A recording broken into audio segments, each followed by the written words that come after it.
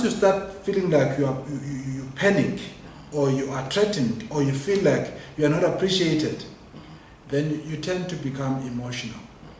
And then when you are becoming emotional about something, it means that you have certain thoughts that are saying, oh, this person is not really doing, the way he's supposed to be doing, or treating me the way he's supposed to treat me.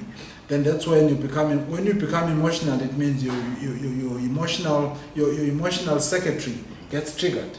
That's when then you start having these hormones and whatever, when you start feeling like either you're stressed, or you're happy, or you feel like you are anxious, or there's anxiety, there's disgust.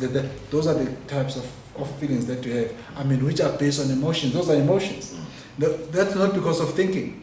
That's just because of how you feel about the situation. And then if you are always stressed, then cortisol is going to be triggered. It's going to be flushed into your body. And then the heart is going to start pounding. You start going to feeling like having sweaty palms. You're going to start feeling like this. And that's what makes you sick. Most of these conditions are the ones that make you sick. And once you are emotional as well, you cannot think properly, because your thinking brain and your emotional brain are two separate brains, and they do not operate equally. That's why for you there are techniques as well that I get to share in terms of when you're feeling like you are stressed or you're emotional, because there's in a moment stress and there's an everyday stress. So you treat them differently. So when I unpack those things, then I'm able to help you to deal with stress. How do you deal with that? Because it means now you need to understand, oh, if I'm feeling like this, oh, this is because of this. Now it comes back to that self-awareness that I spoke about. Then you are able to do some breathing exercise, for an example.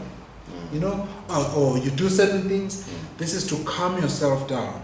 Because when you calm yourself down, it means you are controlling your emotional brain so that the blood will flow from your emotional brain into the thinking brain. Then you are able to think properly.